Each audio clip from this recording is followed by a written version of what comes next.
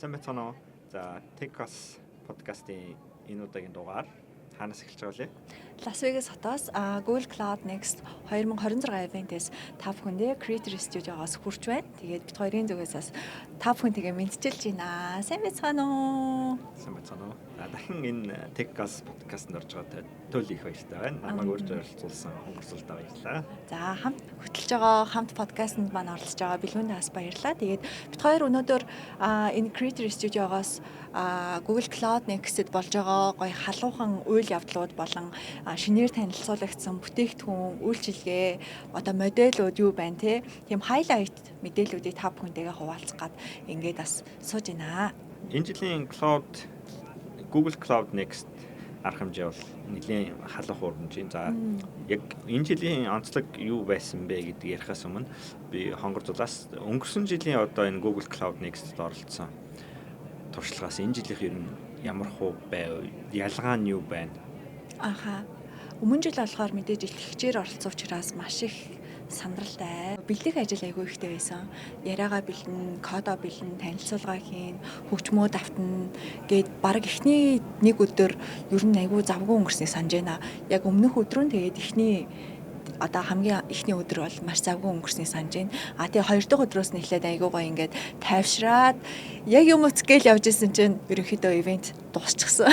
Энэ жилийн хувьд гэх юм бол илүү ийм чөлөөтэй гоё ивентээ ингээ сайхан мэдэрсэн, уур амьсгалыг мэдэрсэн, шин сонин содон юу байна, бүтнүүдээр зочилсон яг ийм байдлаагаар өнгөрүүлж байна. Тийм. Таны хувьд ерөнхий ямар байна?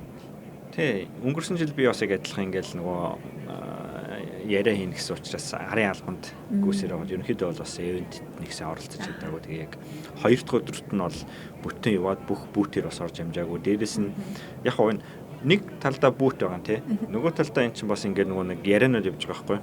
За, Google-ийн технологиг яаж бид нэр шийдэл ашиглаж юу болгосон гэдэг ч юм уу тий. Яриан айгүй их явж байгаа. Тэр яриануудад бас өнгөрсөн жил сууж чадаагүй. За, энэ жил бол харьцангуй гайгүй. Ярианууд сууж जैन. Тэгвэл нэг юм нөгөө нэг ярианд суухын тулд заавалчгүй Google Cloud Next гэсэн апп дээрээ тэр яриагаа сонирхсан яриагаа сонгоод регистр хийх хэрэгтэй. Бүртгүүлээд тэгээд тэр бүртгэл маань ингээд ер нь айгүй хурдан дуусчаад энэ жилийн ер нь гэхдээ миний зүгээр ажиглагцсанаар оролцож байгаа хүмүүс айгүй итгэвтэй. Тийм байна, айгүй их байна. Өчигдөр жишээлбэл нөгөө keynote speech дээр суугаад өглөө 7:30-аас хойш 9 цаг хүртэл одоо тэр нөгөө Mandalay Bay-с Luxor-оос Mandalay Bay руу орж ирдэг хэсэг бүр ингээд манай Улаанбаатар дээр 0 зогсолт болдогтой адилхан яг тийм ингээ бүр хүний төвчрлүүлсэн. Тийм хүний төвчрлүүлсэн байгаа байхгүй юу. За, тэгвэл энэ жилийн ер нь яг энэ Google Cloud Next өнгөрсөн жилийнх болч одоо ингээл AI гэдэг бол баг сэдвээр явсан шүү дээ. За, энэ жилийн сэдв болохоор юу байсан бэлээ? Agentic AI буюу олон агентуудыг ашиглаад ажлыг үр бүтээлтэй болгох тухай одоо салбар болгонд энэ агентуудыг хэрхэн яаж ашиглаж байгаа тухайд бараг энд оролцож байгаа бүтнүүдийн 70-80% нь Google бараг 100% тэр чигтээ агентууд дээр төвлөрж ажиллаж гин, танилцуулга хийж гин. Агент бол үнэхээр халуухан сэдв болж гин. Тэгээд бид нэр одоо бүр яг энэ жил агентийн ирэх үед амьдарч эхлэх нэ гэдгийг айгүй тод харж байна. Ер нь бол яг AI агент ер нь бол яг ингээд тренд сэдв болж гин. Тренд сэдв болохоос гадна ер нь бол ашиглаад алижээ одоо нэг амьдралд нэвтрүүлээд эхэлсэн байна л. Тийм байна. Тэгээд энд бас нөгөө Google-ийн өөрсдийнх нь одоо үзүүлж танилцуулж байгаа демонууд дээр яг салбар болгонд агентууд хэрхэн оролцож байгаа, ямар байдлаар бид нэр агентуудыг ашиглаж болох вэ гэдэг бас ийм демонуудыг айгүйх үзүүлж ах шиг байна гэж харж байна. За, тэгээд агентуудын хувьд гэх юм бол одоо маш энгийнээр тайлбарлах юм бол за, би болохоор нэг жоохон хөгжмийн жишээ авах гэдэг юм л да. Гэтэ энгийн гоё ойлгомжтой хүмүүст тайлбарлахын тулд тайлбарлаад хэлэх юм бол одоо хөгжмийн яг оркестр гэж бодчих болох юм. За, тэгэнгүүтлээ нэг одоо агент нь болохоор хийл тоглодог тий, нөгөө агент нь төгөлдөр хуур тоглодог, нөгөөх нь бөмбөр тоглодог гэдэгтэй адилхан яг хөгжмийн оркестроор бодох юм бол тус болгоно нь өөрөөр хөгжим тоглодог. Нийлээд сонсох юм бол маш гоё юм аялгуулга хөгжим тоглож байгаатай яг адилхан гэсэн үг байхгүй. Тэгэнгүүт бодит амьдрал дээрсэд байгууллага дээр бидний ажлыг хөнгөвчлөхийн тулд яаж ашиглагдж ийнэ гэх юм бол зарим нь маркетингийн төлөвлөгөө гаргаж яхад зарим нь кодоо бичээ сууж идэг. Бичсэн кодыг зарим хэсэг нь шалгаж идэг гэх юм уу те. Зарим хэсэг нь тэрхүү одоо кодоо cloud руу deploy хийж идэг ч юм уу те. Иймэрхүү байдлаар ингээд тал талаас нь ингэж оролцож байна л доо. Тэгээ ингээд базаадныг харах юм бол компанийн хувьд хүний нөөцийн асуудлыг шийдэж гин, кодчлалын асуудлыг шийдэж гин, бүтээгдэхүүн хөгжүүлэлттэй маркетингийн асуудлыг шийдэж гин. Компани маш хурдцтай ингэж нөгөө буст хийж авахад айгүй юм бүлхэц болж гин гэж хараад байна бас. За тэгээд энэ жил ерөнхийдөө яг энэ агенттай холбоотойгоор Google бас яг энэ Google Cloud Next дээр хэд хэдэн шинэ бүтээгдэхүүнүүд ил болгож танилцуулж байна. За үүнд бол одоо энэ Workspace дээр бас хэд хэдэн агентууд орж ирж байгаа юм байна. Google Cloud дээр мөн адилхан платформ нь ерөнхийдөө бол бас нэг агент based ерөнхийдөө бол шилжиж байгаа юм байна л да. За яг энэ Workspace дээр ер нь ямар юм танилцуулагдсан бэ? Workspace-ийг болохоор Gemini Enterprise гэдэг бүтээгдэхүүн үйлчилгээгээ Workspace-ээр танилцуулж байгаа шиг байна. Тэнгүүд энэ яадаг вэ гэх юм бол одоо Google Chat-н дээр цугларсан одоо чатнууд дээр үндэслээд одоо хэн ямар үүрэг даалгавар хийх чинь те ямар одоо ажлууд хизээ хийгдэх вэ гэдгийг одоо календар руу шууд зөөдөг ч юм уу те одоо хэн нэгнээс ажлын одоо чатны дундаас хэн нэгнээс ингээд ажил ирлээ гэхэд тэрийг таск болгоод хувиргадаг ч юм уу календар руу нэмдэг эсвэл одоо тохирох Google Sheet рүүгээ оруулдаг гэх мэт байдлаар ашиглагдаж байгаа шиг байна. Зөв. Мөн энэ Chrome дээр нэг шинэ юм танилцуулсан энэ Auto Browse гэдэг бас нэг юм байсан тий. За энэ яад ингээд гэсэн чинь та хооронд дата зөөдөг. Тэгээ та болгон дээр одоо нэг агентууд бас ажиллаад мэдээллийг цуглуулад анализ хийгээд буцаагаад юу нэр Drive руу Google Sheet ч юм уу эсвэл одоо Google Doc руу мэдээллийг анализ хийгээд оруулдаг. Одоо ийм бас агентуудтай болж байгаа юм байна. За агентууд бол ерөнхийдөө ингээд таны ажлыг хөнгөвчлөөд одоо өрсөлдөгчийн судалгаа хийдэг ч юм уу. Яг би энэ өрсөлдөгчийн судалгаа гэдэг нь keynote speech дээр авсан жишээ нь тийм яг ингээд өрсөлдөгчийнхаа судалгаа хийгээд энэ олон одоо өрсөлдөгчийн судалгаа гэдэг зах зээлийн судалгаа хийнэ гэдэг чинь олон газраас одоо судална гэсэн үг шүү дээ. Яг ямар үйл ажиллагаа, ямар чиглэлд үйл ажиллагаа явуулдагаас шалтгаалаад тийм. Тэгэнгүүт энэ Google-ийн бүтээгдэхүүнийг ашиглаад, агентыг ашиглаад хормын дотор бүх судалгаагаа хийгээд нэг газар ингээд базаа тавьчихж байгаа. Ерөнхийдөө бол юм болж байгаа. За тэгээд энэ агент гэдэг байгаа яг уу agent гэдэг байгаа энэ зүйл маань өмнөх одоо Google Cloud Next дээр бид нэр AI LLM-ийг төлхөө одоо ингээд ярьж исэн бол чатбот сүртэй одоо чат сүртэй гэсэн үг шүү дээ. Ингээд би prompt авчдаг чатбот маань буцаага хариулдаг, тэрэнд нь буцаага дахиад хариу бичдэг ч юм уу. За ийм байсан бол энэ жилийн хувьд болохоор зөвхөн одоо заавраал өгдөг тий.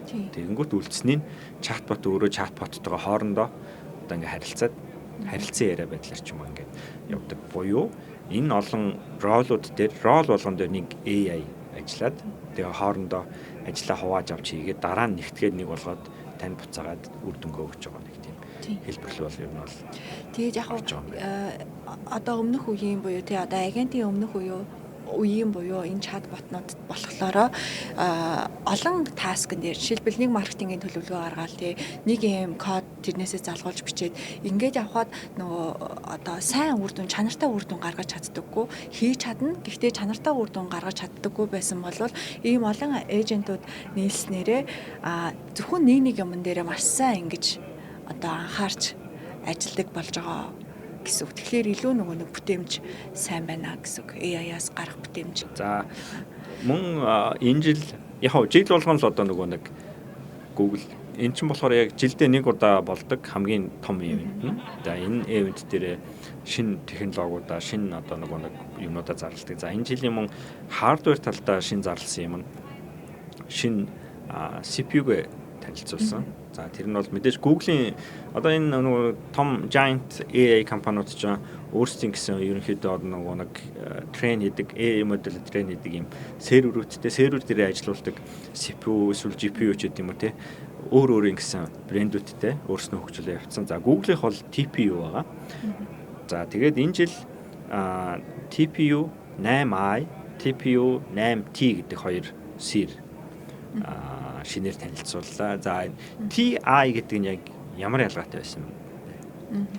I нь болохоор inference буюу яг хэрэглээнд зориулсан T нь болохоор training буюу одоо илүү одоо модель train хийхэд ч юм уу те жоохон юм гүнзгий төвшөндөө юм наривчилсан датан дээр урт удаан олон цагийн одоо сургалт мургалтанд зориулсан ийм хүчин чадал нэлээд өндөртэй ийм TPU байсан.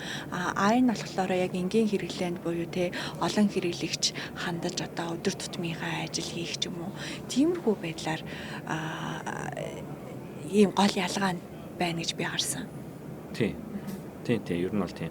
Ягаад тренинг хийх дээр бас ингээд айгуух яагаад байна гэхээр ч одоо эн чинь асар том одоо бидний яг өдөр тутамдаа ашиглаж байгаа ChatGPT, Gemini ч гэдэг юм энэ чинь өөрөө асар том foundation модель байгаа шүү дээ тий.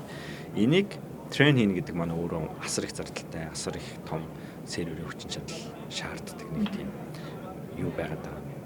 Зүйл байгаад байгаа. Тэгээд TPU-г одоо ингээд сайжруулснараа яг юу болж байгаа юм гэхээр трейн хийх одоо нэг хугацаа нэгт багасж байна.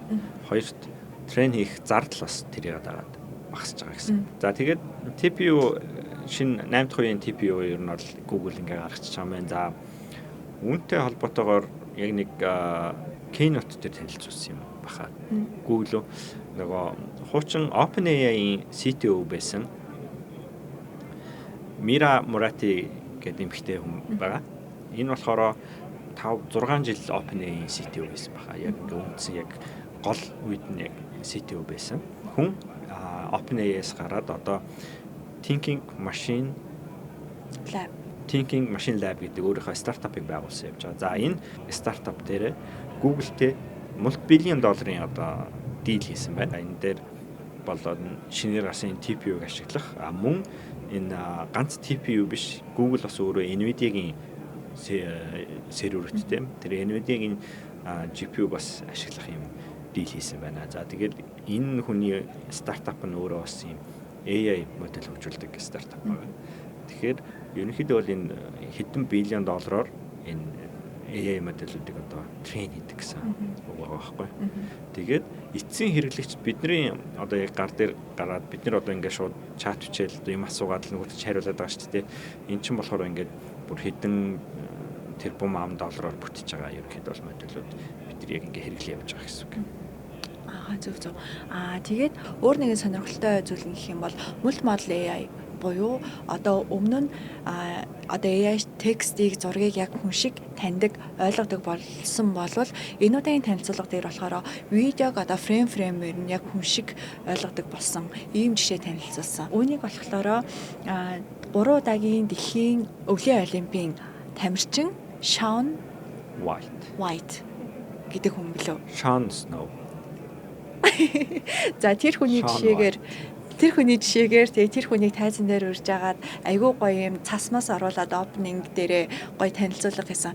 Тэгээд тэр хүний энэ дээр одоо юуг ингээ харуулж ийнвэ гэхээр Google-ийн видео AI модель нь болохоор яг юм видеог хүн шиг ингээд ойлгодог болжээ. Одоо яг тийм сноубордын тамирчны энэ одоо гулгаж авч байгаад юм өндөрт ингээд одоо хөөрөөд үсрэлт хийгээд янз янзын техник авч байгаа яг энэ дүрс хэсгүүдийг фреймээр нь задлаад модель сургаад тэгээд ямар одоо физикийн одоо тэнцээ үйлдэлүүд явж ийн гэдгийг айгүй сайн ингэж задлах харуулад анализ хийдэг.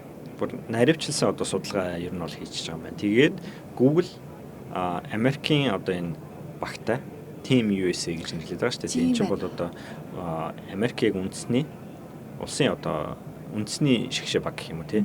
Тэр багтаа одоо л ингээд corporate хийгээд за тэгэл энэ дээр юу хийж байгаа гэхээр бүх одоо энэ оролцдог спортын төрлүүд дээр AI анализ хийгээд за яг ямар техник нь одоо энэ одоо нөгөө үзүүлэлтийг өндөр байлгахад тусалсан байж гэдэг юм уу тий. Энэ бүх юм дээр одоо юу яаж анализ хийгээд гаргаж ирж байгаа. За анализ нь бол бүр үнэхээр high level бүр дараагийн түвшинд очиж хурж. Тэгээд дээрэс нь юм ганцхан өөрсдийнх нь биш хэрвээ яг энэ төрөлтөө одоо ингээд энэ ч мэдээж босод орны өрсөлдөлтөд лаглаг тамирчид байгаа шүү дээ. Тэдний бас судалгааг давхар хийчихэж байгаа байхгүй. За энэ хүний техник нь юу нь яг хаана ямар байсан бэ? Яг өчигдрийн жишээн дээр бол сноубордын тамирчин бол ингээ агаар дээр эргэлдээд хэд эргэлдээд 4-5 эргэлдээд яг энэ буух үедээ яг тэр буухынхаа өмнөх агшинд би яг нэг ийм үйлдэлийг хийхгүй бол тэгэл хоцрол одоо ингээ миний бүх юм ингээд failed нь ч гэдэг юм уу те. Энэ бүхэнд дээр одоо анализ хийгээд илүү яаж сайжруулах уу гэдэг дээр. Тэгэхээр яг энэ одоо анализ хийж байгаа энэ технологийн хувьд гэх юм бол илүү баг тамирчдыг дараагийн одоо амжилт гаргахад нь ямар одоо хөдөлгөөн, тренинг хэрэгтэй байна гэдгийг ерөнхийдөө одоо AI-ийн тусламжтайгаар харуулад явна. Тэгээд эн чинь болсон ингээд асар их дата одоо ингээд цуглуулчих чинь л та. Гэхдээ дата цуглуулна гэдэг нь байсан дата биш, байсан датан дээр одоо дата гэдэг нь одоо тэр олимпиад оролцсон бичлэг байна тийм. Бичлэгэн дээр үндэслээд бахан одоо анализ хийгээд анализ хийсэн датагаа цуглуулаад тэр цуглуулсан датан дээрээсээ дараагийн одоо шийдвэрийг гаргаж за бид нар ер нь ямар техник дахиж гаргах вэ гэдэг. Одоо бол одоо яг ингээ харангуут ер нь бол ирээдүйд ганц хүн ер нь дангаараа одоо ингээд шинэ нэгт хийх одоо тэр хувь бол ер нь бол багасж байгаа гэж ер нь айгүй олон газар ер нь бол үзэж байгаа байлээ.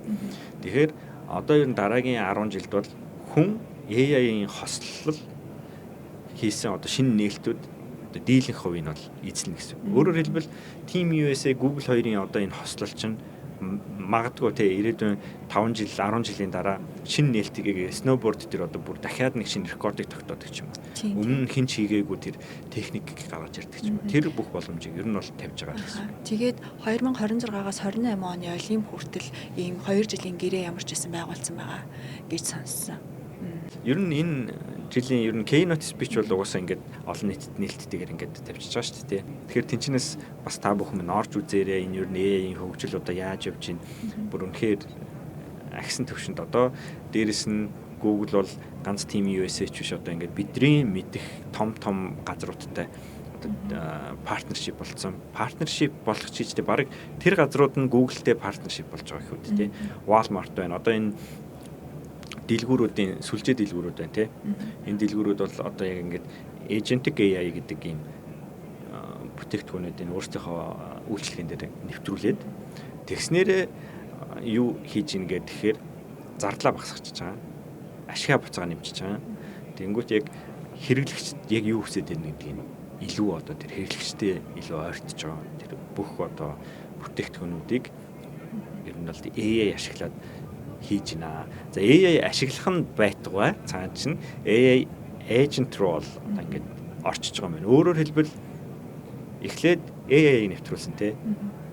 Тэр компаниуд одоо AI agent гэдэг дараагийн төвшин рүү ингээд орж байгаа юм байна. За тэгээд бид хоёрын энэхүү өнөөдрийн подкастын маань дугаар ерөнхийдөө өндөрлж байна. Энэ удаагийн подкастаа маань хамт байсан та бүхэндээ баярлалаа. Тэгээд эх жилийн дараагийн удаагийн Cloud Next дээр юу танилцуулах болохыг тэсийн ядан хүлээж байна. Өмнө жил AI байсан, энэ жил AI agent байна. Эх жил юу ахыг бид нэр ерөөсөө таашгүй байна. Тэгээд дараагийнхаа дугаараар уулзлаа. Түр баяртай. Баярлалаа.